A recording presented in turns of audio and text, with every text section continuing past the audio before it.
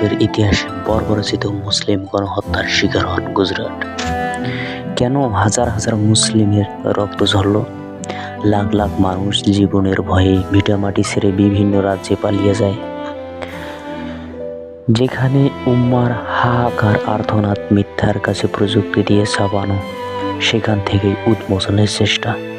সাল 2002 ফেব্রুয়ারিতে গুজরাটের গোদ্রা রেল স্টেশনের নিকটবর্তী সাবরমতী এক্সপ্রেস ট্রেনে আগুন লাগে।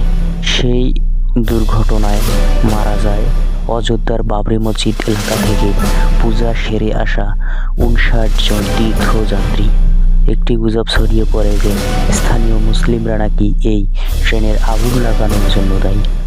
সেফ সেই গুজবের উপর ভিত্তি করে গুজরাটে রচিত হয় ভারতবর্ষের ইতিহাসে অন্যতম কালো অধ্যায়, গুজরাট দাঙ্গা।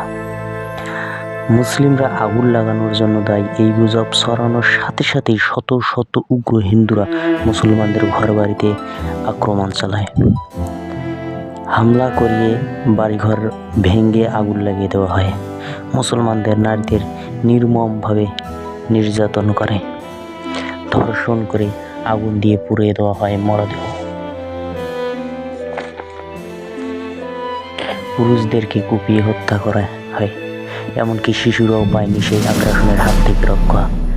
সেদিন প্রায় 2000 মানুষকে হত্যা করে আগুন দিয়ে পুড়িয়ে দেওয়া হয়। আবার 1.5 লাখের মতো মানুষ বাস্তুহারা হয়ে পড়ে। কিন্তু অবাক করার বিষয় হলো, অফিসিয়াল ডেটা অনুযায়ী 790 জন মুসলিমের কথা বলে।